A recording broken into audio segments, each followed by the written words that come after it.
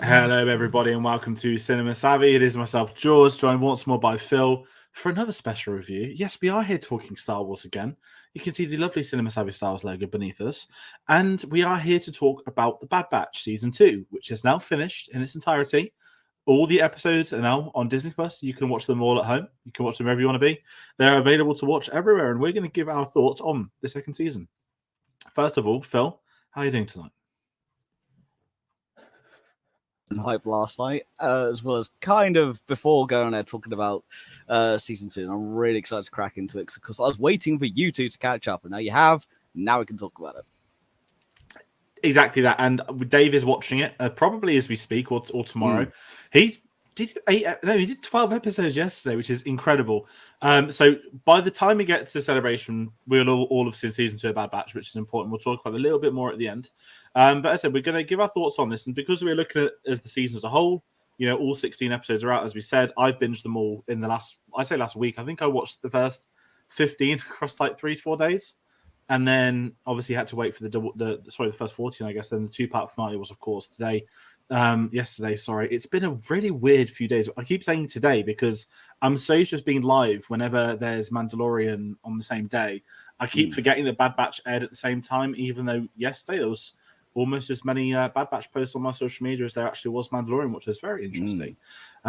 But aside from that, we want everybody to also get involved with us at home. So if you are watching, I guess we haven't officially put it in the description, but this is a spoiler review. We're going to talk about the big things. So please do comment your thoughts on the Bad Batch. Stuff you enjoyed, stuff you didn't, what you want to see. If there's going to be a third season, what you want to see from it, what you enjoyed, what you didn't, certain arcs. Do let us know your thoughts if you've seen the series, and it is really interesting to talk about. So please do get involved. There's a lot more Star Wars stuff happening. As you can tell, we've got the Star Wars theme, we've got the yellow logo, we've updated our social media photos for a couple of weeks. Star Wars Celebration is very, very, very soon, and we cannot wait to go there. So that's going to be something we talk about at the end. And as I said, a lot more Star Wars stuff. And if you want to find out what other videos we've got going on, there's more Star Wars stuff that's just not still at Star Wars Celebration. Can't believe it's still March. Go get some Twitter and Instagram at @Zimmer_Savvy, Facebook and letterboxd.com/ZimmerSavvy with a link to Redbubble in the description below. But aside from plugging all of that sort of stuff, Phil will do your TikTok. Dave obviously isn't here to plug his stuff either. But quickly, thoughts on Bad Batch Season 1? So season 1 was the bridge, obviously, between Clone Wars and Bad Batch. First, the very first episode, you have the literal old school Clone Wars intro, then you have it burn out into Bad Batch. We knew it was coming, we knew where it was going to be and how it was going to play out. So season 1 for me is your bridge. It's between what was and what is and what's happening, and it's a bunch of stories that need to be told. If you really want to deep dive into what happened between Order 66 and between Revenge of the Sith and the original trilogy, especially if you like keeping up with animated shows, it's one that I would highly recommend. There's a lot of cool little key points here and there as you see the galaxy start to change. And that's the whole point of Bad Batch, is not just showing what happens with the clones, it's what's happening in the galaxy in a wider spread. You also, like, for example, in the opening couple of episodes, you have it where the Republic has turned into the Empire, and the Republic are here to go, cool, we finished the liberation, we're now here to kind of have an occupation. But it's not an occupation, it's a protection. As you see the Imperial wheel start to turn, you see what we all knew all along, which is Palpatine's grand plan. So you then see the galaxy start to devolve, and you see people start to see what's going on before, unfortunately, it was too late. The Bad Batch themselves, Clone Force 99, we knew about a lot from the Clone Wars. They were a fan favorite. I'm not going to say they were fully a fan favorite because I know some people weren't a huge fan. I know George yourself is a little kind of, could take them or leave them. I love them, but I've always loved the clones and the individuality within the dichotomy of such a regimented group. There's so much nuances to it that I've really enjoyed it. But yeah, that first season was your bridge. That was we've gone out of the Clone Wars era into the beginning of the Imperial era, so the Age of Republic into the Age of Empire, or Age of Rebellion, however they want to call it. But here you are. So that's for me kind of what season 1 was. Okay, so I'm trying to follow up. I give my thoughts on season 1. I didn't mind the first season. That sounds really unfair. As you kind of alluded to, I wasn't the biggest fan of the Bad Batch pre-Bad Batch series. When they popped up in the Clone Wars Saved, I know that Was it the final render episodes were shown at Celebration in 2015? Was it Anaheim or was it Orlando? No, it was before that. It was. Might have been Europe 2013. Then it might have been Europe 2013 because it was before we saw it in 2016. But it was after Clone Wars had ended, which was 2010. So I think it was I think it was 2013. Yeah, and kind of in line of that, I heard of them obviously when the Clone Wars. Here's the final few episodes. Here's a Bad Batch arc, and I remember at the time I think I wasn't just not keen on it. I was like, this is nothing to do with not the Clone Wars, but this is nothing to do with this final story. And obviously, patience is a virtue. They were obviously planning the Bad Batch spin-off the entire time. That's probably why those episodes were guaranteed. They know what they're doing. I should be doubting the Lucasfilm animation department at this point in my life. But when the announcement came, I wasn't buzzed, but at the same time, I was like, okay, we're getting the first, I call it the Disney series since Rebels because, Clone Wars came back, but it was a one-off to come back. And was it May the 4th, 2021 it dropped, I remember? And it was like a film, right? It was after Resistance, yeah. Yeah, and I just remember, being really hyped because there was a poster that had Palpatine on, and it was very like, oh, this is like during Order 66. It's like taking place like after Order 66. And I was like, okay, I'm sat to tell on it. And, I was watching that series weekly, and, it's going to be an eternal discussion for the next few years. What's better, weekly shows or the binge format? The correct answer is neither. It depends on the show and it depends on you, the viewer. To me, because I watched most of Clone Wars in bulk, I think I saw the first 3 seasons. And then when I caught up to air date, I stopped watching it. So I don't like watching stuff weekly when I was younger, especially at school. And it's a 20-minute animated series. And when it finished, I watched it all in full. And then Rebels, I watched all of season 1. And then season 2, I watched, I think, half of season 2. And then it was watching weekly past that point of season 2. And that's the most I've ever been involved in that. Star Wars Resistance, season 1, I did weekly, struggled. Season 2, binged it.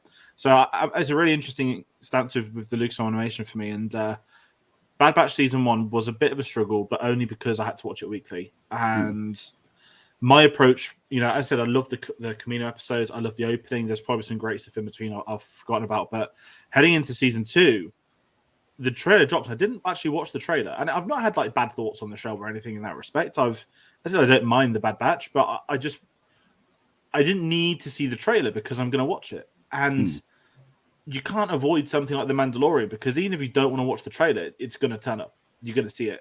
Whereas I think the animation's in this really rich stage, social media-wise, where, wow, I say people aren't going to spoil it. I'm going to talk about some things I've seen online last week's, but I think I messaged you and Dave, like, I'm happy to wait and I'll binge it. I think I even said I'll binge it like a week before it finishes to catch up. And I did exactly that. And you know what? I've absolutely loved watching it, season 2 as a whole, just quickly. And what I've actually really enjoyed is since the midpoint of the season when I saw a lot more people putting about it on social media, not spoilers per se, but talking, when it's dropping on the same day as Mandalorian and you're seeing as many Bad Batch tweets, you're sort of there saying, something's cooking. Like, if people are talking about this as well as Mandalorian, something's cooking now. Yeah, I mean, I kept my mouth fairly shut throughout this. I did not want to spoil it for you. Which we respect as well, which we respect. So much I want to talk to you about. And now we get the chance to do it. But yeah, as you were saying, you were hyped, but not at the same level of Mando or anything like that. It's like kind of you want to watch it. You were saving it, and I completely respect that. It's because it's a 20-minute. Not to. This sounds like I'm dissing animation, which I'm not. But because it's 20 minutes, the kick of waiting a week for something that's 20 minutes doesn't kick in. I know that Mandalorian can be shorter, 30, 40, 50, whatever, but. It's just it's really odd with this, and I mean with this, I've been watching some of these on my lunch break at work and stuff like that. When I've been in the office and watching the finale was interesting. Watching that at work as well, but it's just something where 2 seasons in, I'm happy enough to sit here and say this is on par with the Clone Wars now. And when I say on par with the Clone Wars, I've always loved the Clone Wars, and like I will say for Clone Wars. Rebels, I'd say, is more consistent. I know there's only 4 seasons, which might be in bulk of that, but when the Clone Wars is good, it's great. But I'm not invested in a story. I'm really disinterested from that said story. But with Clone Wars, there's so many seasons, so many episodes, so many characters, so many Jedi, so many points of view. it made it easier to accept that. And the one thing I've loved about the season, we'll talk about characters later on. We're going to talk about the big story arc sort of first. Is that we got points of view of the characters that just weren't the Bad Batch. I know that Crosshair technically is one, but he's kind of not still. And I think that made a really good change for this season, that we had episodes just without them as a whole. Even the politics ones, when you've got politicians and senators at the forefront. I love stuff like that with my Star Wars, and it's what it needs, and where this series is placed so close to Order 66 or still the early days of the Empire. It's really interesting to see quite how dark this season has become. And I'm not going to sit here and say, it's like the Empire Strikes Back, because it's too easy to say that. Everyone always says that about stuff. But this, we've spoke before, we went live, and it's going to be a big discussion. Is the third season, when is it announced, going to be the final one? The way season 2 ends, how dark this season got, with character arcs, with torture. I didn't expect the show to go in this direction, and I absolutely love it for it. And again, this is why it's the only thing I said to you guys, didn't I? Was it's dark and it's getting darker, and you're going to enjoy it. That's all I said. That's all because I didn't want to spoil it for the guys. I knew they're going to watch it, so I didn't say anything. But that's the only thing I let slip was this took a turn, and it is a turn for the better. I'm not saying that Star Wars has to be dark to be good, but good Star Wars is dark, if that makes sense. It's getting a variety. We enjoy the light, we enjoy the weekly stuff, but at the same time, you want to be challenged. You don't want the same, not Saturday morning cartoon, but you don't want it to be the same formula every single week. And sometimes there's nothing wrong with that stuff, like Star Wars Resistance, which was, ultimately it's Star Wars, it's for kids. That's what George Lucas always say. Animated stuff more so, and the lead character of the series is Omega, who's still a child, granted a clone. And I've seen some takes on some people saying, "Oh, would they actually kill her?" Of course, they're not going to kill her. Not in an animated series. Not in an animated Star Wars series. Never. Not for the target audience it's still going for. But it was just one of those where they got the balance right. The earlier seasons being the more, I know we had that sort of knockoff pod racing. I forgot the name. The speed racing thing. Yeah, to be fair though, it's the same with if you go back and watch Clone Wars season 1, if you watch Rebel season 1, Resistance season 1, Bad Batch season 1, they start light because they get you in, and then they go heavy on the dark and the emotions. Exactly. It's a formula they've done. It's a formula that works, and I'm here for it. But you bring up the racing. That's a good example of what makes this so good, is the fact that you have those breaks. You have not all heavy on the heartstrings or heavy on the story. You have some episodes that are properly lighthearted, properly just, if you're watching this through, you can skip it as filler, but if you want to have a little bit of a break from the universe, it's there, and that's what life is about. Life isn't hard every single day of the damn week, but you have those moments which it is dark and emotional and heavy, and things get too much, and you have those days which are the best days of your life. You don't have the same day in, day out, and that's what these shows do so well. There's a show coming out on the 4th of May, which I will watch, which I don't expect you or Dave to watch. Dave, maybe for his young one, but that is the Young Jedi Adventures, which is Yoda and his group of Padawans set in the High Republic, and it is set for a much younger audience. It's gonna be lighthearted. I don't expect anywhere near this level of darkness.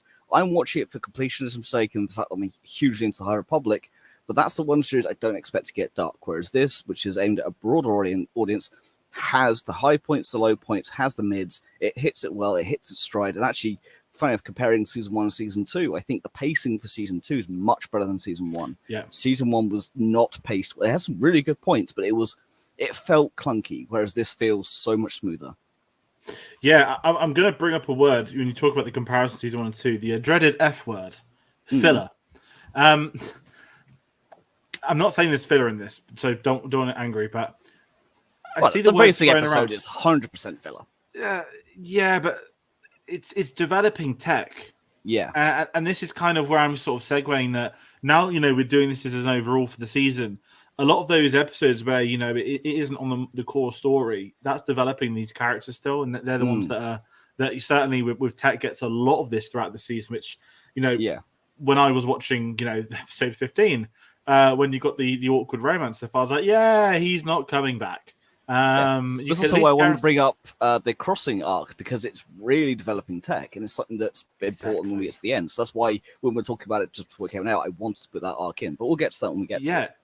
And this is kind of the credit for the show is that certainly, as I said, there was some season 1 wasn't perfect, but not in a horror way. You can't really develop a character like Wrecker. Granted, how we end the series is great with the loss of Tech, but with how his character is, sometimes it's harder. But Tech's someone I just don't think had much going for him in season 1. And I love what they've done with him in season 2, even the fate as well. Build them up to knock him down. This quite literally knocked down a bit further than we thought he would be. Nothing left but goggles. It's one of those where I think they've got the story. They know what they're doing. They know what their plan is. They know what they're building towards. They're not going to do 14 episodes of random stuff and say, by the way, here's some cloning for you. This is exactly what the Bad Batch is set out to be. And kind of my stance on this before we get into the clone conspiracy arc, which is a massive, massive one. It's really a season of two tales. The second half is obviously the cloning stuff, but the first half is very much building everything up to get to that darker period. And I just need to sort of hand off to them that, when I was watching this can sound so stupid, but stick with me. You sit here thinking it's the Clone Wars. And I'm not saying Clone Wars like as in, the music or this. Because of the setting, because of the politics in play, which I didn't expect from a show about the Bad Batch when it was first announced. It's actually an ingenious way because the Clone Wars is done at this point in time. You cannot continue the Clone Wars. They want an animated series to continue the story, to continue expand. I don't want to say expanding the universe, but you're filling in it. Always speculate the Mandalorian for so long. You've got to fill in the gaps. They've got to fill in the gaps between 6 and 7. The gap from 3 to 4, the gap nearer the episode 3, is all basically empty still. And I'm not going to get on a tangent about the prequels. I've grown up with them. They're my Star Wars films. I'm not that their mind is in the sole entity of it, but generation-wise, I'm part of the prequel generation. Love all 3 generations, just to make sure everyone knows that. But if you go back to when Disney bought Lucasfilm, right, and they had to cancel the Clone Wars, what was the first thing they did? Oh, Star Wars Rebels. Oh, it's closer to episode 4 than 3 because everyone hates the prequels.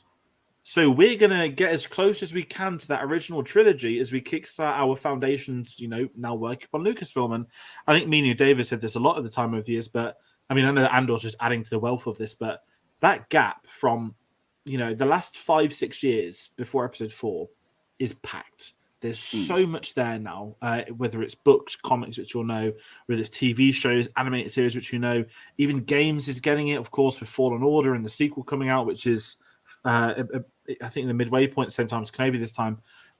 It's took Lucasfilm a lot of time to accept that, not the opinion of the prequels, but the public perception of the prequels is so different now. And I think a show like this, they would have wanted to have done and never been allowed to do many, many moons ago. No, and even I some remember of when this I was stuff, at uni, I've told the story many times, I actually had to stand up and defend my love of prequels in front of my entire class at uni to my lecturer. And it was a case of, I don't care how much you attack me for it, it's still Star Wars and I still love it, and you can't change that. And that generation, our generation, so I'm not that much older than George, so I was around just before the prequels, so I was the right age for them when they came out. It was the right age for us then, and now the audience has matured a lot, and today's kids not only have, of course, the sequels, but they're being brought up on the prequels, and it's Mandalorian and everything else that's given them that new, fresh blood. And I do think that when Disney bought it, I was horrified. I was like, I don't want that castle anywhere in my precious Star Wars logo.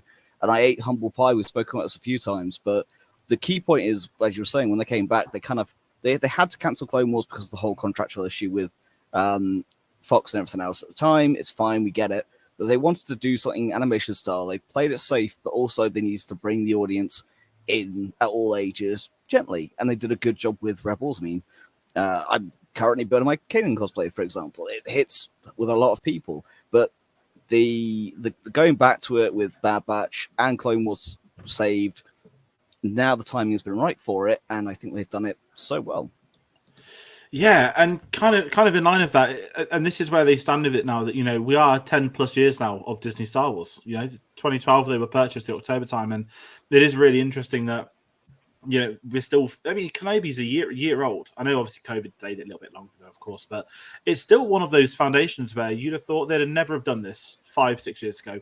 When they took over, they would never ever have done that, and I just find it so fascinating that.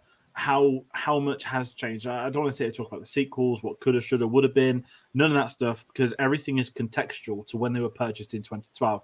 people they hired to work on the films at the time, the story choices, the things they did. A lot of it was all done in the face of context. Now, 10 plus years later, we can say, yeah, you know what? It would have been way different. And that's something that's interested me about this series is that now it's done. The sequel trilogy is finished. They're not going to remake them. People, stop pretending. As much as you want them to, and some will. Even me, who doesn't like episode 9. We're now, I don't want to call it a consequence because that sounds really unfair, but they made a conscious decision to bring back the Emperor in Star Wars episode 9. Now, to me, that will always be unjustified.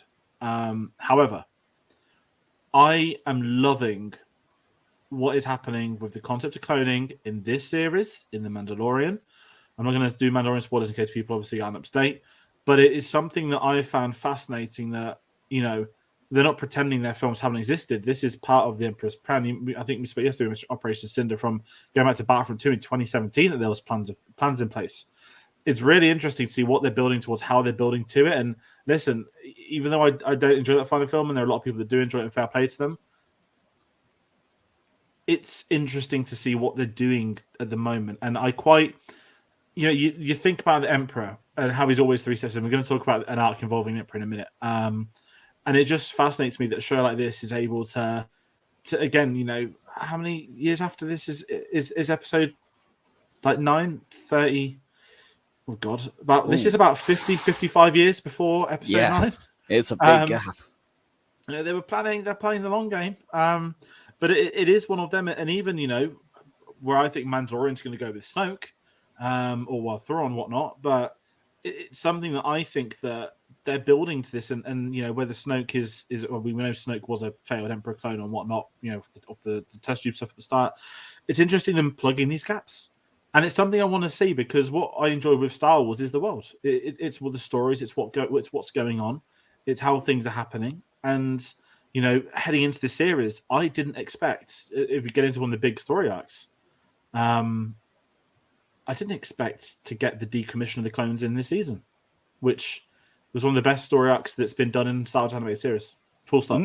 No comment. The moment that Emperor popped up, teased beautifully. The whole thing in play from the start of the season, playing the game 2 steps ahead of both sides, playing them off against each other, which he'd done in the Clone Wars. And because he's the Emperor, he's going to stop playing people against each other. Not at all. He knows what he wants. He knows what he's going to get. And I just thought the whole story arc with the clone conspiracy is top tier Star Wars, but Phill, take it away.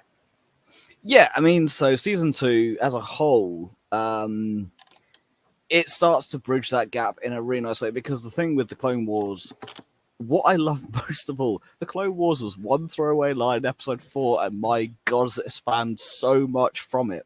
Same thing, the opening crawl for Rogue One.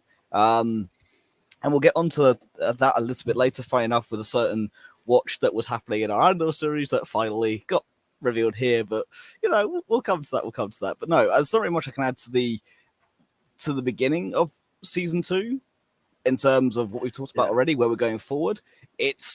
I'm now want to get into the meat of this, because this series as a whole, when you do sit back and watch it and you look at it in the context, you go, you say you don't expect the clone decommission, but the Empire wanted to act quickly and get it over and done with and get the plan rolling, and it had to happen quickly.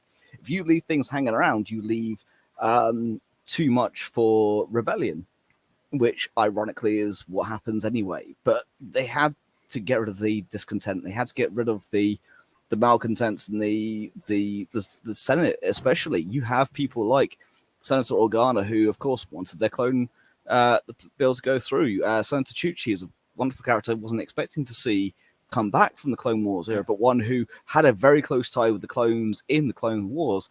You now have her fighting for clone rights, and nearly gets her killed. There's so much depth to it, but they had to get it done quickly, which is why, again, I'm not sure if we're going to get anything past the 3rd season, but we'll get to that when we get to the end. But let's just crack into the meat of what, for me, has been one of the best animated seasons of Star Wars. And I will quite happily put my foot down, die on that hill. This has been a fantastic one from start to finish. The whole season. Even whole more season. so that, I mean, to be fair, I mean, there's been a lot, so I can't just off the top of my head.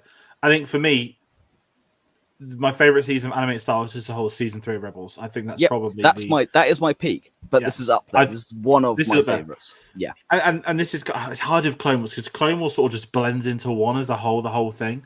I guess that's the difference of someone when you binge it versus when you know it season by season. But let's talk this Clone Conspiracy out because, as I said, I am interested in the story of how as a kid.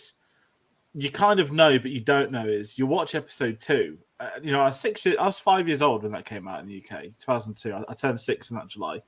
That's showing my age. I didn't realize that clone army in Attack of the Clones was going to be the Stormtroopers. I should have realized, and I knew by the time episode 3 happened they would be, because obviously they look way more like Stormtroopers. But at that age you can still figure things out. And what I've just loved this concept that this series has done is. And it was the eternal question: are Stormtroopers clones? And obviously, Rebels sort of answered that to a point, and that was all. It's always been an ongoing debate, and I love this. And it's not like them fixing a plot hole. It's not that at all. I just love everything that season wanted with clones are expensive and people aren't, and this, and they've built this up so well to get this at mid-season. Because if you really think about it, you would think that the ending of the clones would be the ending of the Bad Batch. You'd associate the ending of the entire. I mean, they're not a race; they are people. You'd associate that with this entire thing ending, and I just love the fact it was this mid-season moment, and it was so well built. There was naturally tension, and this is the one thing I love about these animated series. And Clone Wars did it well. This has done it well. Rebels has done it very well. When you can build tension for a scenario we know isn't going to happen. It's that remarkable thing, like getting the pressure of, oh my god, like they're going to oust him, they're going to tell them that, oh no, they didn't, they bombed Camino, they're going to save them. And it's like, the Emperor's going to get rid of him, and then he's still going to get rid of the clones. He's going to take them both out. That's two loose ends done up. And I just love this idea that, again, the start of the episode, they said, like, where's the Emperor? It's not been here for a while. What's he up to? And I didn't think I knew he was going to turn up because I'd seen it on Twitter at some point. That's on me. I don't mind that. I'm not going to be able to hide 8 weeks spoilers. To be fair, it was in the trailer.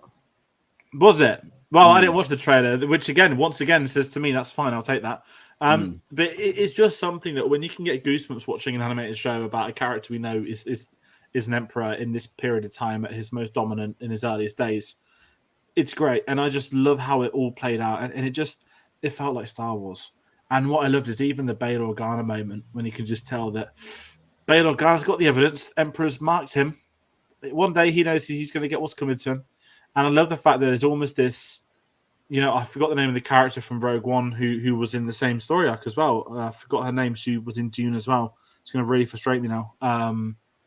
She's in the white dress, so that's frustrating. But even the fact you got Rogue One senators who were part of the Rebel Alliance back here 19 years ago. And I'll give them this. I'm glad we didn't see Mon Mothma. No. Because that would have been too easy to have done that.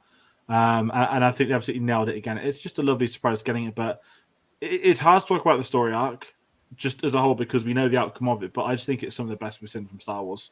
And again, I don't think it was expected at a mid-season. That could have been a season finale, and it would have been as impactful.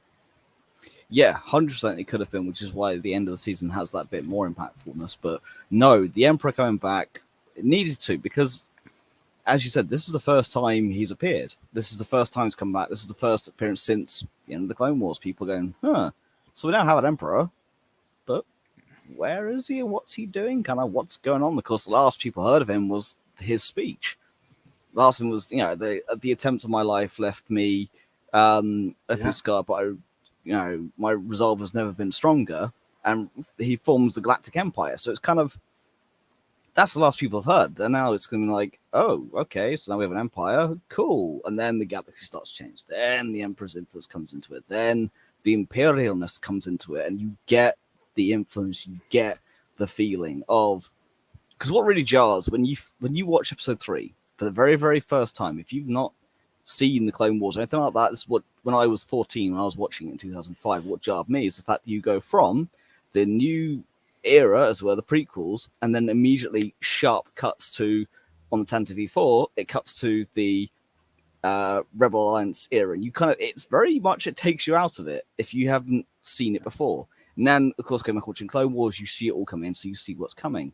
The Emperor here is at his peak. He is finally won. He is the Emperor. He's got what he wanted. He now controls the galaxy. He can do what he likes when he likes. And the betrayal here is so delicious to watch.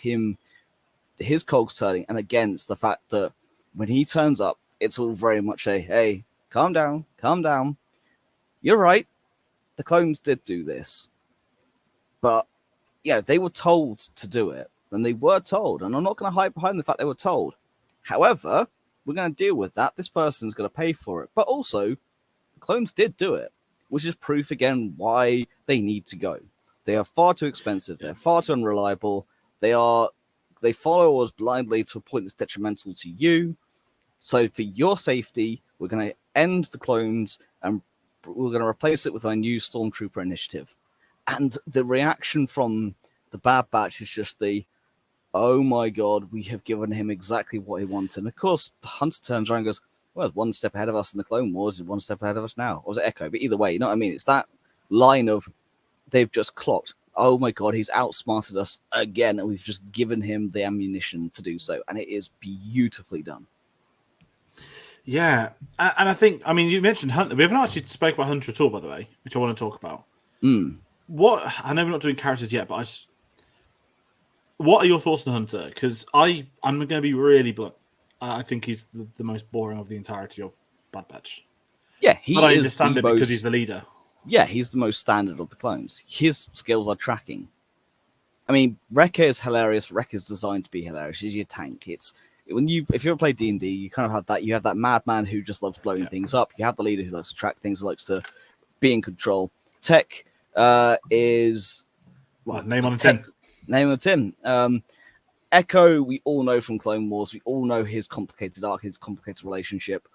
And he had a lot of depth beforehand. And then, of course, you have Crosshair, who is probably my favorite of the Bad Batch because of how complex he is and because of where his journey takes us.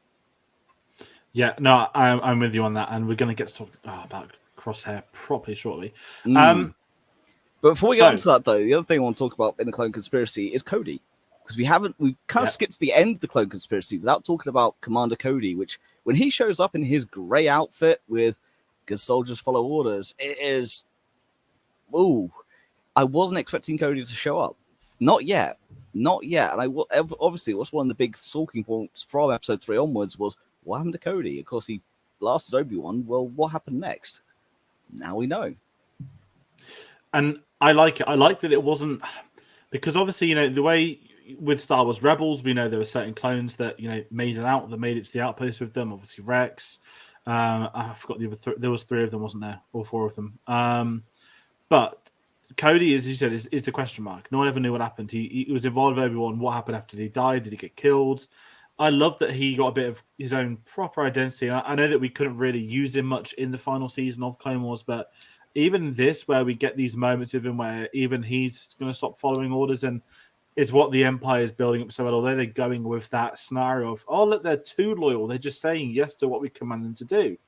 At the same time, they know, hey, a lot of these are starting to not follow the orders. Which you then have that lovely line from the Imperial officer who's like, a lot of clones under your control seem to have gone AWOL. It's seeds and it's planting and it's so good. Exactly. And that's what's important with this. And kind of, do we want to talk about crossing? I know we're still talking about Cody, but even the crossing arc, which again was another one where we got a lot more of Tech. Sorry, it's really hard to call him Tech. And that's his name. Yeah. But everyone does the impersonation. Teak. I can't do the accent. I'm embarrassed. Or Goggles. But Goggles, yeah. Don't like translations. Point proven. But it's one of those where crossing was interesting because I don't want to say Omega was sidelined, but I felt like she was compared to season 1. But then in the final of the episodes, we actually got a really, really not a good amount of screen time from her, but we actually got to see it develop more. And again, this looks like it's setting up a very important arc for the 3rd season, for other things that are going to be happening down the line. But with what happens to Tech, we need, as I said earlier, he needed a bit of development. I don't think they'd ever kill Echo because it's kind of already happened, in Clone Wars. And then because he's not one of the original Bad Batch members per se, it makes it easier, there's not as much impact if he was to go on screen. You got to go for someone that's becoming more paternal. And I think because Tech is the one that, although he's the least sociable, a lot of them, he's the least, not marketable, but you know what I mean. He's not the cool sniper. He's not the leader. He's not the main protagonist, the young girl. He's not the muscle. He's the other one. And him and Echo are both expendable. And this is where I'm giving them full credit. They really built up Tech this season. And when you get to his final moments, you need the relationship that he was building with Omega in the Crossing episodes, where he was taking it on himself to be with her. And I think that's quite important with these shows, is that although we like the action, although we like the politics, it's still ultimately a misfit family of sort, but it's still a core group of characters. It's still, these people that live with each other. And it's really interesting, the approach to this and how the audience, when you're Omega's perspective, I think works really well. But I know you like Crossing a bit more than I do, so if you want to talk about that as well. So the reason why I like it is one very specific reason, and it's not one that I bring up lightly. So I myself am autistic, and I know that a lot of Star Wars fans around the world have been branded with that brush for various reasons. And I get it, and I defend who I am. I defend people who are on the spectrum like I am. The reason why it's important to me personally is the fact that we do struggle with socializing. Ironic, considering I do stream not only with this, but my X-Wing stream.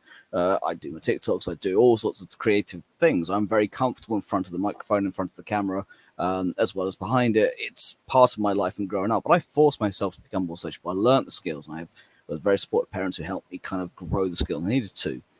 The Crossing is a very, very, very important and punctual couple episodes for that specific reason. Because you have Omega, who doesn't understand why Tech isn't as emotional. And you have Hunter reminding her that he does care. He cares in his own ways. He doesn't express his emotions like everyone else. He still feels. You just need to understand that. And he has the same conversation with Tech of, I get that you can't emote like the rest of us can.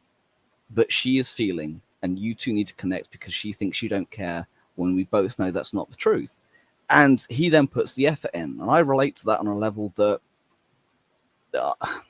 others may not do, but it hits me where I live for many, many. I'm almost getting choked up thinking about it because it hits me on a really hard level. So those couple episodes are very important and near dear to my heart because it helps show the world in a light of, yes, people are different. Doesn't mean they don't care. Doesn't mean they don't think. Doesn't mean they don't feel. And that uncaring approach and outward demeanor is not what's happening inside. You just don't know how to process the emotions, and it helps grow the character and gets him to a point where we get to his obviously demise by the time he gets to the end of the show. And it's very and it's serious, but it's very poignant by the time you get there. You have to have that growth with which to get there. When they made the decision to kill him off, as you say, it's expendable. Echo is expendable, but he's expendable in the context of Rex. That's where I believe he'll go, and he'll die will be with Rex. Because you'll get Gregor, you'll get Wolf, you'll get Echo, you'll get it leading up to waiting Rebels. That's where Echo will die. Whereas Tech is the expendable one of the Bad Batch. Wrecker is also the other one. Wrecker is your fun, and I think he is not expendable for that reason. He needs to be there to kind of give the laughs and give everything else and be the emotion. The young audience. That's and listen, I never mean a disrespectful tone and say that the animated Star Wars show is for kids. It is far more adult, but ultimately it's still a kids show, and Star Wars will always maintain that. Even Clone Wars, right? And I know Ahsoka's developed into one of the biggest Star Wars characters in the entirety of Star Wars now. That was a 12, 13-year-old girl. And it was an entry point, for kids to be this character. And that's what they have, especially in these animated series. They are tailored for the younger generation. And although we can have the not the gore, but we can have the dark themes, we can have the politics, they still need someone to align to. And Mr. Lucas was very good at that. Anakin Skywalker, 9 years old, the Phantom Menace. It's something that works for the young audience because they will automatically attach themselves to these kinds of characters. And I think that's where it's worked really well with this season, that Wrecker, even though he's not a 9-year-old, he is the mentality of a stereotypical child. And that's something they can never get rid of off the show. There is too much. But he also has a proper emotional connection to Omega, which is key to the show. But yes, that's why the Crossing for me, I wanted to bring it up, is why it's an important arc for me personally. If you don't recognize that, if you don't see it from your point of view or whatever you're watching, don't don't take my word for it. That's fine. I'm just giving you my own opinion as to why it's important to me, but it was a very important set of episodes for Tech. Where you take out that emotion side of it, take out the relatedness apart from it. It was very important for his growth, for then how, his demise at the end, which made, if you don't have these 2 episodes, and I'll put this to you, George, as a simple question. If you don't have these 2 episodes, do you care about him as much by the time he goes? No. Plain and that's it. And this is why, some people want to say words like Phill, it's wrong. And when people say that, I've already mentioned it already, but it's what I said yesterday. Have patience. Yeah. Wait till the end of my judgment on TV, I always judge it at the end of a season. Now, granted, there are things like Game of Thrones where you have 4 of the greatest seasons in history of TV, and it goes off a cliff. But I still wait to the end of season 8 to judge season 8. You could have saved it with an amazing episode, never did. And it's kind of what we talked about the Mandalorian, that they write these shows as a whole. They write seasons. Television is not a film. Television, you're not going to have everything you need in a 2-hour time span. It is going to be done weekly. It's going to be done across multiple episodes, across multiple stories. There's going to be seeds that are planted, seeds that grow and evolve into something bigger. That's how television works. I think modern audiences are just so inept at understanding stuff like this. And this isn't me individually targeting people. This is consumerism of streaming services, where everything drops all at once. And I will always give credit to Disney for sticking their guns with weekly, gotta be weekly. If this show all drops back in March, I'm telling you this, it wouldn't have the same effect. I wouldn't have been hyped for it. I'd have watched it. I'd thought, yeah, that was good. I wouldn't have had the constant discussion from people saying, oh my God, what's going to happen next week? Oh my God, could this person be involved in this? Oh my God, is that the one from Indiana Jones Last Crusade? I'd never seen any of that. Do you know why? Because they wouldn't have tweeted that I watched the next episode. And I think it's a stark reminder of where the industry is moving, that we are going to get more and more stuff going back to weekly issue. And again, Disney's nailed it with this. And if you want to talk about another story, I say story arc, it was sort of the latter half of the season. The biggest story point of this entire season, which again I didn't see coming. I know it's a show about the Bad Batch and it's about clones. I didn't expect to get the Empire's cloning facility. I didn't expect to, for a start, introduce not like an instant favorite villain per se, but Hemlock has got to be one of the most chilling villains I think they've ever had in an animated Star Wars series. Oh, 100%. Even the way they shoot it, right? And this isn't a discredit to what the animation team's done in the past, but the cinematography for an animated show is remarkable. Even how they're using stuff like shadows, how they're using lighting for a character like this, they've instantly made one of the most curious Star Wars villains. To make a gas that can take out everybody except himself, because he's altered it for it to be okay with his body, is amazing. And I just love that the Empire is cooking. He has a plan somewhere. He is working on, hey, if something happens to me, I need to be able to get out of this situation. And we still don't know specifically what the instruction is. We know what the end goal is, but we do not know what the instruction is at the moment. And it's a really interesting path to take this show called The Bad Batch. And you know what? It makes more sense the more you think about it. Well, yes, it should be The Bad Batch because they're the ones that had different genetics that gave them their distinct personalities, their distinct differences. It was in season 1 when we kept thinking, is Crosshair going to be the first Death Trooper? Obviously, he's not. But there's these really interesting moments, and just this latter half, what they've been able to do with the story, what they've been able to build up towards, I just think is right up there with how good these animated shows have been. Yeah, and can we talk about, by the way, how good the animation has got? I mean, talk about the crossing, that storm, and then the actual underwater caverns with the water. Bloody hell, it's beautiful. Yes. Sorry. The animation. I mean, listen, we're in this era now where go back to Clone Wars season 1. That was the most expensive animation ever done, wasn't it? 3D animated at the time, 7-digit sums per episode, nothing like it. And here we are, 15 years later, and sat there with it. And okay, you listen, I've got my good setup, but when I'm watching it at work on a 1080p screen, and then I'm not doing like Mandalorian, I'm not watching the episode again at home, but I've seen the show in different screens. The 4K, how it looks, the visuals, it's better than most things. It looks better than most films these days. The style that they've continued building from is just so good. And I love that one of the rewards of Clone Wars coming back, and this is a credit to Rebels. I remember when Rebels started, it was, oh look, the lightsabers are pointy. Oh look, it isn't. The Clone Wars. I'm so glad it had its own personality because that's aged amazing, as is this, and it's just remarkable the quality of the animation that they've been able to do this. And even when you get in that final battle, as I say, it looks better than some films today. It really, really does. And credit to the animation teams everywhere, and for the funding going into them, of course, from Lucasfilm as well.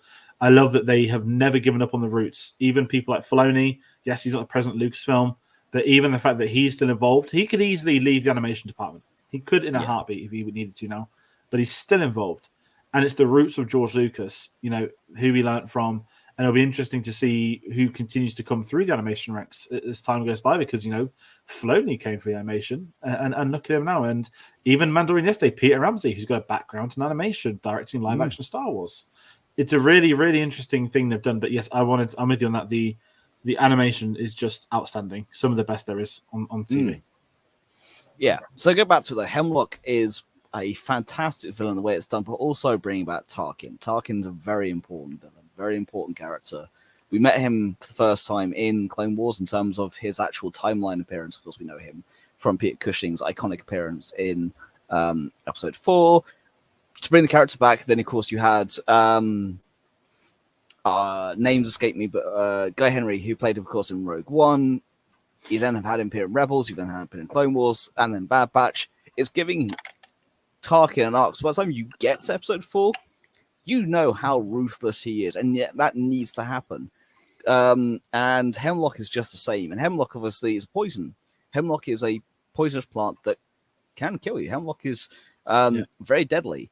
So it's a damn good name for a Star Wars villain. I'll give you that. And you have to then play it against Crosshair. Now, Crosshair, we haven't really spoken too much about, but his arc overall is probably the most important.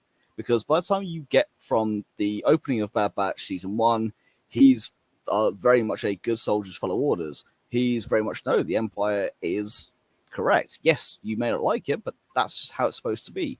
By the time you get to Season 2, beginning, he's starting to question. Not fully, but starting. He's had his extra conditioning, his extra torture, if you want to call it that. And he's seeing the world around him change. He's seeing the stormtroopers come in, replacing his clone troopers. When he gets put out on missions, he's no longer the highest rank. He is there to do a job, but that's about it. When you get to Crosshair and Cody in Clone Conspiracy, that's why they wreck the place with droids, because they know what they're doing. And the stormtroopers are like, oh, okay, this is why the clone troopers were good, but yeah, they are scum. We are better than them. They are expendable. They are just, they are less than. And it's awful to see, but it's also very important to see. So by the time you get to the end of that arc, and you have him go, Lieutenant, and just shoot him right between the eyes, because he's had enough, because he sees the folly and goes, I am gonna be killed. Right, I've made the wrong choice. Send him a message to Bad Batch, get me the hell out of here. And it's important. It's incredible. It's some of the, and this is why, like, Season 1, I think Crosshair has been my favorite. And as you said, he's had the most to do. He's the most complex character. Even from the moment the chip wasn't working, is working, and everything they did with him across that first season, and seeing him in the second one, I was so glad for, because although a part of me thought, oh, it's all going to come together for the finale, he's going to break free and be involved. I love the fact he still isn't. That he is equally as lost in this season as the rest of them. Now they're united to a point, but they aren't, there themselves. And the Crosshair stuff is just, it is some of the best Star Wars. And we talk about the clones, and the thing I'll jump to is Kenobi. That Tamara Morrison, homeless clone, 501st, begging. And I remember when we watched that, we're like, it's not gone well for them, has it? But then you see stuff like this, and you're like, yeah, fucking hell, like, no wonder even Obi-Wan Kenobi didn't mind helping him out. It's a really, really interesting dynamic that they've took it on, and I just think, ultimately, the sentence is there aren't clones. There's a reason why I'm meeting D. Bradley Baker at Celebration. Like, yeah, I mean, the behind the scenes of him in character, when he, like, if anyone curious that doesn't know this already at home, he doesn't he doesn't record the lines of each clone individually, like the clone at the time. he does the full script, switching from character to character to character, like on the spot. It isn't like, oh, da-da-da. It is everything. I mean, I must admit, And I haven't actually seen the behind the scenes of Bad Batch yet, so it's I need to go and watch that for that it's particular reason. the, I've been the catching behind up. the scenes is I've been catching up just behind the scenes on my flights to America and stuff. I was watching Day and the Jedi, obviously, when they brought back Kenobi, and that was incredible to watch. So I do need to go watch Bad Batch, but there's a reason why I'm meeting D. Bradley Baker and Matthew Wood as well, because you can't have the clones without the droids, and the clankers are just brilliant. I mean, Matthew was a Lucasfilm legend, isn't he? Even voicing Grievous as well. And it's the George Lucas thing. I love the fact that how would I say this? I know that do you know about the Gary Oldman thing that came out a few months ago? Actually, I don't know if you've ever told you this. Gary Oldman did a bizarre interview, right? It was when Slow Horses came out, or it was the BFI for the anniversary of one of his films. And he said he had been cast in Revenge of the Sith, and everyone was like, "Wait, what?" And he said that he'd been cast as General Grievous for a voice. And I'd never this was him. It wasn't. Not know that. This was no. This is it. No, what? It'd never been reported. It'd never been seen anywhere. It was everything. Gary Oldman said that he'd been cast, and it didn't work out for him. It didn't happen. And because I was about to go on a tangent saying, "Oh, if General Grievous was going to say they'd have a big name actor," but they kind of already had one. But I love that George Lucas would go to the in-house team, even people like David W. Collins that have been around forever that get these voice roles in the smaller things that still get it onto live action as well. It's just amazing. But Matthew Wood, bringing him in as Grievous back in the day, the droids. To me, it's important that Lucasfilm do stick with that Skywalker sound team because ultimately they're working on this as hard as everyone else. And, we know that they like to hand out cameos. Some people don't like that, some people do. But these are the people behind the scenes. Yeah, give him a line, give him a character. I remember Andy Gutierrez was in Rebels, wasn't she, in a small role? In Iron Squadron as Guti, yeah.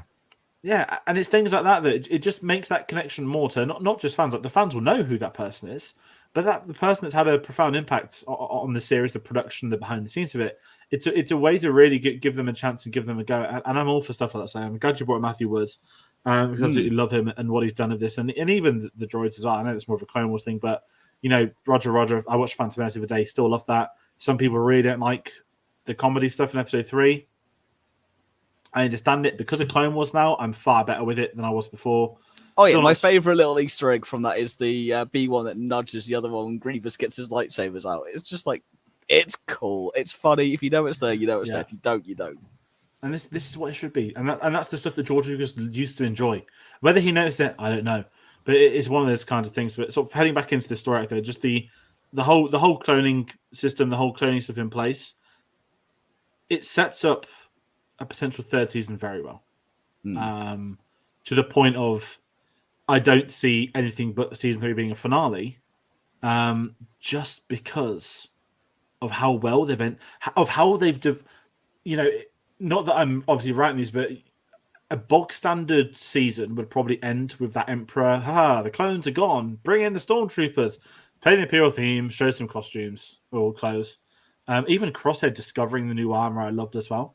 But it's something with this where they've really got the ball rolling. Like, yeah, we're going past this. We're going to show the impact of this on these current clones already on the run. And how are they going to find out about how they're going to help other people? And I think season 3, potentially, it's not been announced.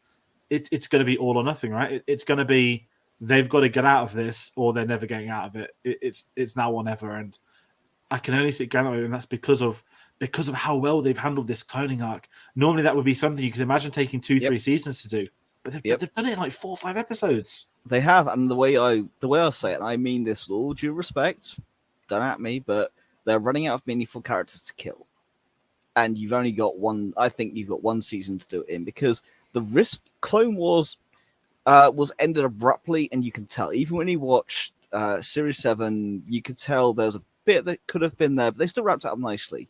Rebels had a very decent 4 series arc. By the time they've done with Series 4, you're ready for it to be done. They played it well. They've done it well. The jarring bit between Season 2 and Season 3, where Ezra gets a green lightsaber and he's evolved. There's stories there, but they don't need to be told. It's kind of a done and done. With the Bad Batch, you run the risk of it going on too long.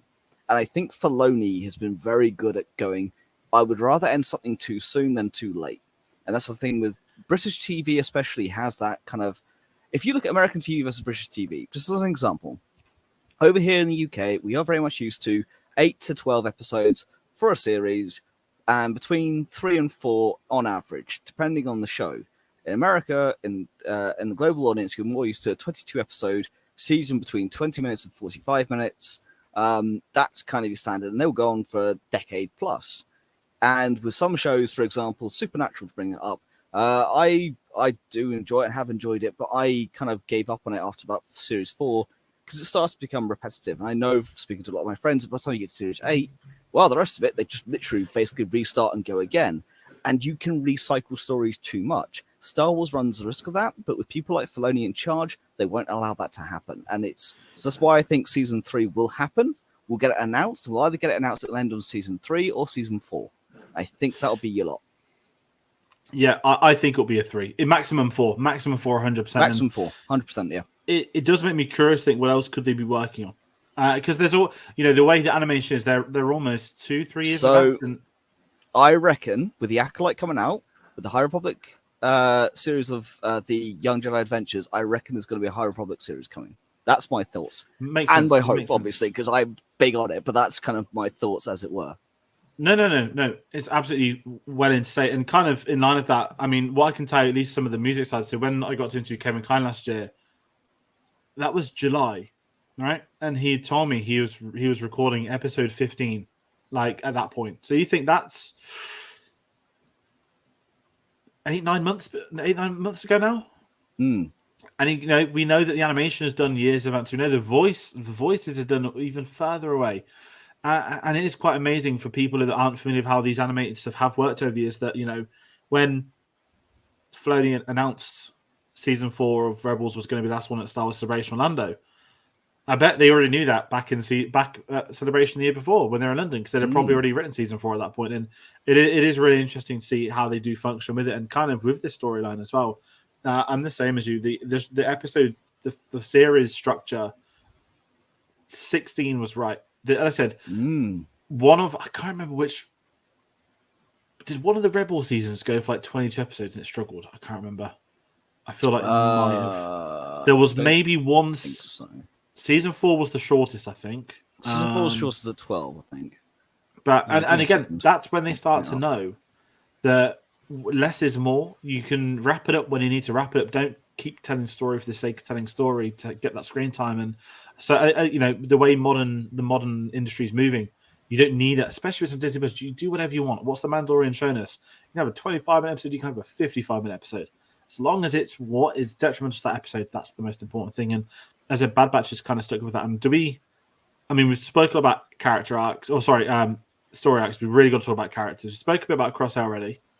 Do we want to talk any more about Tech? I know we spoke about his death. You spoke very well on him earlier as well. But just kind of putting you on the spot, when it got to we knew he was going to go. The moment he was hanging off that railing, right? There was no way on earth Wrecker was ever going in that moment. It was always going to be Tech. Yeah. How was that for you? Because I've seen a lot of people showing spotlight. A lot of people are very emotional. I'm not going to sit here and I didn't cry. No, I don't do that stuff. But it's one of those things where I didn't. Again, if someone had told me 2 weeks ago you're going to be attached to Tech, I'd have been like, really? Yeah. Like Tech, really? But there I was. As I said, I wasn't that emotional, but I was still like, wow, I've really changed my mind on this. And again, the way this episode's been directed, the way it was written, how early in the episode his death was. It wasn't a big cliffhanger. It wasn't let's have them all fighting and after. That was kind of it. The way in which the body drops off as well, and then it's like click, rail's gone. Wasn't no big revelation. It's quite brutal. And you know what? Clone Wars was very good at being brutal when it had to be. Plan 99 gone. Yeah. And that's what it needs to be. And that was the heartbreak is what you need. You don't need to be drawn out. You don't need to be over the top. You need it to have the impact. Because if you don't care. And I don't mean that in a callous way. You mean it's more of a, okay, we see what's coming. I mean, they dragged out enough as they could, but in a way of just, they gave you hope enough to then pull the trigger, as it were. And that's what needs to happen. Yeah. And kind of in line of that, let's talk what happened after. A lot of talk about Sid. Now, I don't know if I wasn't concentrating, but they cut her off in the episode, right? She sent them to the mine. It didn't work out. She cut them off, got pissed off. Was it too easy for her to betray them? That's what I'm kind of curious to do. That we had that great again in that racing episode when there's guys like, hey, be really careful with her.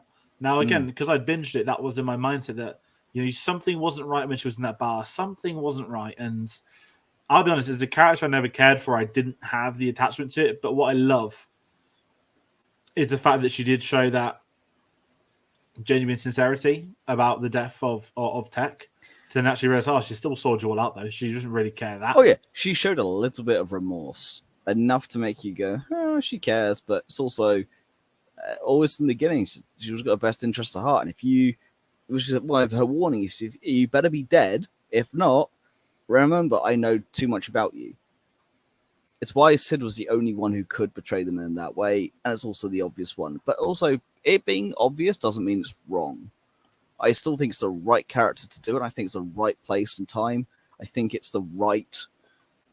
Because by the time because they're going to go back to their new home. And they're going to go home. Fee's going to be devastated because Tech is dead. You're going to have Omega be completely an emotional wreck. You got Wrecker and Hunter who are now even more lost than they once were. The Empire's closing in. Even those they thought they could trust, even on a base level, they know they can't, so it's broken their trust with everyone else. All they know is that Tech has said Plan 99, they need to get Crosshair back, and somehow they need to protect Omega, and they need to get her back. From we're going to get on to probably the most important part as well, is from, another clone. One that I did not see coming. So we'll get onto that in just a second. But Sid, I saw coming as the one who betrayed them. And I like the fact that one she was because it made the most sense. And it's one thing I say when I play X-Wing as well. When you do a move that is obvious, just because it's obvious doesn't mean it's wrong. You see it coming. It's on you to get out of it in that respect. You know what's coming up. It's the best move for you to do. Just because it's obvious doesn't mean it's wrong. And in this instance, just because it's obvious that Sid was being the one to betray them, I don't think it was the wrong choice. In fact, I think it was 100% the right choice because it shows the Bad Batch they really cannot trust anyone. And with the Empire closing in, they can't afford to trust. And it shows why the Empire is so good at being so bad. Yeah, very well said. And that's the kind of big thing. This is that it's not just the fact they're alone. The clones as a thing are gone. They were already alone inside, the clones themselves. They were the outsiders of the clone army. And here they are with this, where they've now got nothing at all. And they're the ones that can't blend in. They're the ones that stick out for all those wrong reasons. And it is very exciting, and it kind of leaves you curious when you get to the final scene with the I've got the name of the scientist now. This isn't an I told you so because we hadn't discussed it. I thought it was very obvious that she was a clone from the get go. I genuinely didn't see it coming. Really? Okay, that's 100%. Hand on heart. I'm not saying this because I want to bring up an interesting point for us to discuss. I did not see it coming. I thought she had more of an interest than normal, but I thought it's because. And please don't take this the wrong way. I thought it was more of a female to female kind of bond there. She's a child, maternal instinct. I got that kind of vibe. I don't mean that in any disrespect or offense to anyone out there. It's more of that's the vibe that was sold to me via the story, which obviously is the right one to sell because by the time you get there, it's the impact of, oh, she is a clone. So for me, it actually had a huge impact because I was not expecting it. For some, like yourself, you saw it coming. Grand. How did that affect you? Because for me, I was just sat there going, wait, what? And it just hit me like a freight train. And it's nice because sometimes we do sit here, we discuss, we theorize. Because we haven't been doing that, I kind of didn't have that at the back of my mind. So I had the full impact of, oh, okay, this just got interesting. I mean, even if you're watching it week to week, that's probably not a character that, in a polite way, that people would be theorizing about. It's like, it's an assistant or something. The forefront would be, okay, what's going to happen with Hemlock? What's going to happen with these? What's going to happen with there? And it's a really smart way to tip. And for that being the ending of the season as well, for that to be the big takeaway is, okay, they're in danger, but there's something else going on. What is that something else going on? And, why is Omega needed to unlock it? What do the Kaminoans know? It's going to be really exciting moving forwards to see those questions, I guess, be answered. And kind of in line of that, we both know it. Season 3 has not officially been announced. We are going to be at the panel on Monday the 10th. We're in the Galaxy stage. Yes, we are. Galaxy stage. So we're on the streaming panel. it's going to be very interesting for me as well to see what do they. I mean, I'm assuming D. Bradley Baker's already confirmed that panel, isn't he? But what I'm excited for is not just them saying, "Yeah, season 3 is happening." Is it going to be season 3 is happening? It's the final one. I'm very curious about what they've already been doing, what they've been working on, and what they're going to show us. They're going to show us, is D. Bradley Baker going to probably perform live on stage? He probably would. That's the kind of place you want to see someone do 4 or 5 different clones. And it's got me more excited for it. Not in a horrible way. Like, obviously, like when, I mean, you were on the flight, so God knows how you felt getting home to the messages, but we're going to talk about the lottery results on Sunday, not the real lottery, the Star Wars lottery, for the celebration preview stream. Yep. But the first ping that came through, so what happened is all the group chats were blowing up. And the first one that got sent out to everyone was the villains of the sequel trilogy panel. And I got 2 messages, like, ping, did anyone find out about villains of the sequel trilogy? And I'm not going to diss a panel. I'm be very curious. My just concern of that is that my favorite actor is Adam Driver. He is the villain of the sequel trilogy. Maybe not. Maybe the Emperor's meant to be now. But obviously he's not going to be there, and I was Donald Gleason. So when I clocked they're doing it in Chicago, they're going to do it panel by panel. They're not just emailing everyone at one moment. It's going to be across like maybe an hour, across a couple of hours. And then 10 minutes later, it pinged like, congratulations, like you're in the Bad Batch in the Galaxy stage. And I was like, guess I need to watch season 2. Get into season 2. And then, I already watched season 2, sorry. Ignore me. And then it was Kenobi, and there was silence. I was like, okay. I need to cut Sunday short to watch the Arsenal game, so I don't mind not getting into the Kenobi panel. Then it was ping, you're in Ahsoka. Twin Sun stage. Okay. Bit of hype Ahsoka. Yep. Didn't want to, I don't know, a lot of people weren't getting into any, so that's my curiosity. Well, I wasn't too over the moon. Yeah. Me and Dave are messaging. You're on a flight, it's even happening. No. You're on a flight, and then me and Dave are messaging loads, and everyone's saying, has anyone heard about Lucasfilm panel? Has anyone heard about Lucasfilm panel? And it was just this moment where it just like, I had Outlook on my phone just constantly refreshing. It's like, you're in the Lucasfilm panel in the celebration stage. And I voice noted Dave straight away. I know it's got a bit of a diversion from Bad Batch, but it is one of those kind of things where it does make it more exciting. Because in 2016 I didn't go to the Rebels panel. No, Dave and I did.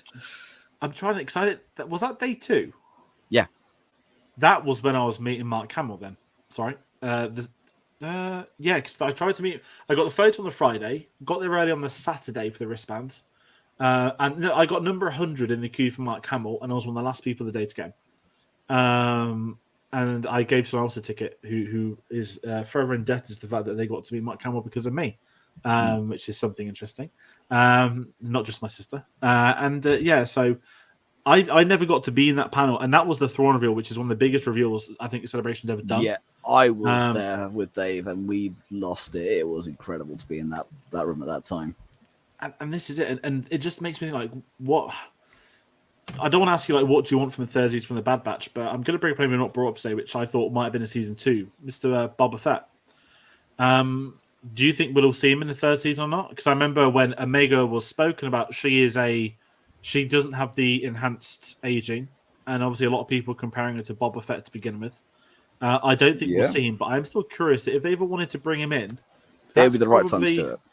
Yeah, and listen, Daniel Logan's done a tremendous job voicing him over the years as well, which is great. And he'll still be too young to be Tamara Morrison at this point in time, which is a great way to get Daniel Logan back. But it does interest me that, this potential third season, which we know we're probably going to get, in a really polite way, I would like it to be the final season, because then it functions as a trilogy. It's like an epilogue to the Clone Wars properly. It didn't go on too long. It wasn't too much of it. So it could literally, you'd binge Clone Wars and then just go on to Bad Batch. It's like a lovely little epilogue for a couple of episodes. And I think that'd be the perfect way to end the Bad Batch story. Completely agreed. There's nothing I need to add to that, because I 100% agree with you. I would be okay if they did 4. 4, I think, I wouldn't go any past that. 3 is probably the sweet spot. 4, I'd be okay with, same as Rebels. Because don't forget, Resistance, they only did 2 of. They went, here you go, here's 2 seasons. Andor, they've done the same thing. Although, give me much more of Andor than Resistance, but that's by the by. They've gone, here you go, here's your set amount. And it wouldn't surprise me, because Lucasfilm are doing things correct. Look at Marvel in comparison. Same studio, still Disney, Bob Iger's had to come in and go, whoa, whoa, whoa, whoa, whoa. You have well overdone it. You're too saturated, and the quality you had is now gone. Look at Ant-Man. It's good for me. I thought it was good, but that's about as high praise as I can give it. George, I know for you, that was the end point in some regards, and I totally understand. Whereas in Star Wars, they have gone, okay, they want it to return to the big screen, which means the shows are going to be more limited, which means that, in comparison, people want a second season of Kenobi. I hope to God we don't get a second one, because the one and done was the perfect amount for Kenobi. Bad Batch, 3 or 4, I'm happy with, but not beyond 4. I think at that point you kind of stray too much into the... There's not enough to tell, per se, because the galaxy's gone to hell before Rebels, before the Rebel Alliance has been formed, because we know that the Rebel Season 1 is when the Rebel Alliance starts to really kick into gear. You already have Survivor and Fallen Order in terms of the Jedi games, so that you don't need anything past that. So 3 or 4 maximum. And then I'd like to see High Republic era, and then I'd like to see sequel era. It's been long enough. We've only had Resistance since. Give us some sequel era stuff. We've got Mando, obviously, and Boba Fett in the Mando. We've got the Mandoverse for that. I think give us the High Republic now, give us more of that era, but we'll get to that when we get to it. The Lucasfilm panel itself, as we talked about, that's the big one, and we get the celebration stage. Bring it on. Yeah, I arrived home to just my phone blowing up to these two going absolutely mental. Like, ding, ding, ding. I checked my emails, like, holy crap, like, boys, we've done it. And then I saw the messages. I was like, oh, you got, because I was expecting to get the emails. We thought only you would get it. Yeah. Yeah, so like, and this was it. It was like when the first one came out, I was like, shit, like our person's like on a flight. That'd have made it worse, because I was like, I don't know what time to Phil's flight land, and it was so weird. Not like a selfish way, but it was like knowing everyone was getting yes or no's. It would have made it more unbearable to wait longer. Yes, 100%. But it's better. At least it's better for you that you didn't get the first email and then got on a plane. Yeah. Oh god, it would have been torture. Yeah, and this is it, and this is what I'm curious about. It happened in Chicago. It was the Chicago, and I'll give them credit for this. The Chicago panels were announced the night, maybe not. I think it was either the night before Celebration or the one before that. But it was within 2 days of it starting. It was a real downer. At least this one, there's been a week for people to plan around it if they haven't gone to the panels they want to see. I'll give it that. Yeah. But that'll be discussed. Got all the little panels as well now. They've announced all the smaller ones that you don't like, the High Republic one, which I know I keep mentioning the High Republic, but it's important in this context because they're after Ahsoka, the High Republic panel starts. And considering what you want to do with me, I know the plan. We'll go to Ahsoka, wheel me over to High Republic, go sort your stuff out, and then afterwards we'll go and do Hayden. But that's a tit for tat on that one. I'm helping you out. You can at least get me to the High Republic. Yeah. But you've got time to plan. And I like the fact they've done it in advance because it shows they're listening, because it was the penultimate night. Because I remember it very clearly because you were pissed. Because they had gone, you didn't know if you're queuing. Because I wasn't in a group. Because I wasn't and no one knew. And it was only until I was sat in the hotel room that the lads I was there, and I think 3 of the 4 of us had applied for stuff individually. There was pretty much no look anywhere. And then you were seeing the groups were getting in, and that's when the penny dropped like, Which is why when we to have applied in the group this way round, I was the lucky one in terms of fact I was, not at work, obviously. So it's a case of when you said, they're going live, went, okay, right, they're up. I just went into there. I found out all the information, got the group, sent you the codes, went, look, here you go. You can relax. Get to it when you get to it. The code is safe. You've got this. I've already done all these because I knew it was important for us to get in. It wasn't a first come, first served basis. Don't get me wrong on that. No, it was a lottery never has system. been. But it was a lottery system where the group is better and they reduced the group size from 6 to 4, which made it easy for us anyway. But we got there. We got things done. And to segue back into the Bad Batch, I know we've gone on for long enough. It's been a really fun discussion because I've waited for this. I've been watching it weekly. George and Dave saved it up, and I wanted to talk to them about it. I've kept my mouth very firmly closed because I knew there were bits that I did not want to spoil. The Emperor's speech being one of my favorite that Ian McDermott has ever done for Star Wars. Funny enough, I booked Ian McDermott the day before that episode went live, and as soon as I saw it, I went, oh, I have so made the right choice here. I cannot wait for this. And this arc as a whole, this series, it's better than season 1. And the whole point we were discussing beforehand, I know that's why you two weren't as hyped, because season 1 was good, but I was sitting there telling you all along, it's better. Don't take my word for it. Watch it when you watch it, but you will agree by the time you finished. Even Dave at the moment, who hasn't finished, was messages going, I have been missioning through this, and we both know Dave. He will watch it, but he won't have sat there and watched it like this if he wasn't enjoying it. I'm the same. I wouldn't be if I hadn't enjoyed it. It'd have been a slow. It'd have been a slow burn. Let's get another episode done. And that's happened in the past with other shows. And this wasn't one. This one I really enjoyed. And kind of my final thoughts on season 2. If we're heading into that, I think it's just a great season of Star Wars. It's what I want to see. I want to see more of the Empire. And kind of you said that if this does outstay its welcome, there's still a lot of story they can tell within Star Wars of the early days of the Empire, not the Emperor, the Empire. But the cloning side of it, the stormtroopers, how they've come in, great. We've got most of that covered now. I'm still very curious to see the politics of the time, and that sort of stuff interests me so much more, which is amazing. Because as a kid, I watched Phantom Menace again the other day. You forget how much is responsible for that film, of where the expanded universe allowed itself to go. If that had restricted itself, like really restricted itself, it would have been, let's not bring in a Jedi Council, not do this. George Lucas nailed what he needed to do with world building, with creation, with the universe, and that's allowed it to go off in all these separate directions, like this included. And it doesn't matter that it wasn't all planned back in the day in 1997 or 94, whenever I think he started writing it, because he's been able to build, he's been able to plug at it. Other writers have come on board. They've been able to also help build this universe. They've been able to help plug gaps as well. And it's kind of what you want from Star Wars. You want everyone involved. In a really cool way, George Lucas was ahead of his time, always has been, always will be, in terms of technology. He pushed it with Empire and with, he pushed it with the original trilogy, further with the prequels. There's a lot of flack, there still is, because episodes 2 still looks like a pile, and some of the writing is not that great comparisons-wise. The lowest down for me, along with episode 9. But that's not the point. He pushed the technology. You get to the volume, and you get to where they are with animation now, because he starts off, don't forget, with episode 3. With Clone Wars, they built an entire new engine, an entire new software to be able to engineer Clone Wars. If you take George Lucas purely from a technical standpoint, the man deserves a Nobel Prize in science for this, because he has pushed technology beyond scope. There's a lot in this world that you don't believe and maybe not know that you can accredit to George Lucas and his team at Lucasfilm and what he did and how he pushed it.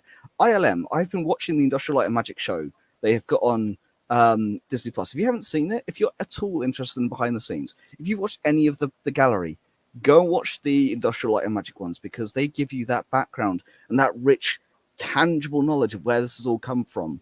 And I take my hat off to those guys of how much work they did and how hard they worked and the technology they gave us. You get to now, I think Lucas is probably very proud of where his company has gone in terms of technology. You look at the volume and you look at the animation in Clone Wars. I've been watching Rebels as I'm building my Kanan cosplay. You go back to season 1 of Clone Wars, that first film, I watched that film in the cinema. I have seen every cinematic release of Star Wars in terms of from the 1997 special edition onwards. That includes the episode 1 3D release and Clone Wars release. I saw them both. You take that season 1 like animation style of Clone Wars, you put up against Bad Batch, bloody hell, it's a completely different, just a different league. And what this show has done is combined good story writing with good animation and good emotion. That's why season 2 for me was fantastic. And it's why Tech's Death, which I laugh at my head when I say tech death, because actually that's a style of metal that I listen to. It's called technical death metal, or tech death for short. It hits harder, and it's really well done. As I said, from that emotional standpoint of I was speaking about earlier about autism, it gives that. And if you don't know about it, you don't need to. If you don't know that connection, you don't need to learn. You don't need to know. But it teaches you without teaching you, which is one of Filoni and George Lucas's best standpoints. Is why, for me, I give this season such high praise. It's behind season 3 of Rebels, but it's up there in my top 3 of animated series. You've got series 3 of Rebels, series 2 of Bad Batch, season 7 ending of Clone Wars, the last 4, the Siege of Mandalore. Those are my top 3, and it is very close between Bad Batch and Clone Wars, but those are my 3 favorite series animation for Star Wars in total. No, that's very fair. I can't rank it. I'm just going to say season 3 Rebels again. Everything about that is absolute perfection. And that's the one I'm currently rewatching. I've just been doing things. I'm like, excellent. This is right where I need to be for my cosplay, like my inspiration. But anyway, sorry, continue. No, not at all. And I'm not going to tease a big video coming up, but Ahsoka's coming out later this year. Rebels has never been covered on Cinema Savvy. Let's leave the dots there for people curious about what I've had my eyes on about what I've been planning for about a year already. But that's going to do it for our review of season 2 of Bad Batch. So as I said, it's been a great discussion with you, Phil, as well. We've got almost an hour and a half on this. I feel like I missed out on a lot of stuff and even bring up Dave's credit quote. I'm going to save my energy to hype up Krennic. Oh, that's the point. Can we at least bring up Krennic? We didn't bring up Operation Stardust and Krennic. I tweeted him. Well, not him. I tweeted it like the moment I watched the episode. I tweeted. Everyone kept tweeting redacted. Yeah. And obviously, 99.9% of the people are talking about Zeb in Mandalorian. And I'm just sat there getting absolutely buzzing for Krennic. After the meme of Krennic Watch, we finally get Krennic and it's a Bad Batch. And it's for about 2 seconds. But it means that somehow, Ben Mendelsohn went to a studio and as you recorded a 3-word line like, yes, Governor Tarkin. Cut to break. I want to see more. Yeah. Listen, maybe we'll get him in Andor season 2. Who knows? I'm not bringing that segment back because that sort of it discredited Andor because Andor was the show that wasn't going to do that. And I felt really bad for it, so I just axed it after a while. But Krennic returned. I was very excited, and then he stopped talking, and I got very sad. Yep. But I'd love to be listening in that conversation. You got Tarkin, you got Krennic, you got loads of other Hemlock. You've got loads. Exactly. It's very interesting what these are like. It's like the off the books meetings, isn't it? Not to compare to historical events, but it's those kind of meetings that were never recorded that led to devastating things worldwide. But yeah, and that's where we're going to kind of keep going. So I say, comment your thoughts if you've watched the series. Your thoughts on that will be at Celebration. I'm not Star Wars style. I'm just getting started. I'm just very tired today. There's a lot of other videos coming up on the channel. This Saturday, we're going to be live. It's the Untitled Monthly Movie Show. We go over all the films we've watched across the month. Me and Tate are going to be joined by Tom Woods on that one. So if anyone's curious who joins on there, we're going to be live Sunday night for another video building Star Celebration. I'm not going to lie, I haven't planned past that point yet because this time next week we'll all be like kids before Christmas, getting ready for Celebration the next day. My T-shirt has arrived. I'm going to be wearing on the Friday. I'm not going to reveal what that T-shirt is. I'm very, very, very happy at the T-shirt I've ordered. I'll show you after we finish recording. But listen, once more, thank you again for coming on. And the social medias are in the description for people to go follow us. But Phil, plug the TikTok again for us. Sure. So you can always go and follow my TikTok at Phill009. That's PHILL009. At the moment, I am building my Kanan cosplay. I've got some videos to upload on that tomorrow. It's also my journey went to Chicago to go and play the X-Wing World Championships to support the swag up from that. Which, funny enough, actually had some Rebel stuff in it with Zeb, which then considering the episode yesterday was glorious. But yes, so at the moment, for example, I've actually got the bicep and part of the chest piece on the printer at the moment on the FDM. The resin has got the second knee pad. So you'll see all that come up. I've got the lightsaber to build. Everything can be painted and assembled over next week. So go check that out. Again, that's at Phill009, so PHILL009. Please, everyone, follow Phil on there if you do have a TikTok. I do not. One day, everyone always says I should get one, but I feel old with social media now. I feel like I struggle to even maintain an Instagram these days. But aside from that, listen, Phil, it's been lovely getting you back on. Of course, I'll be seeing you next week. And to everyone at home, thank you for watching, and we'll see you on the next one. Take care. See ya.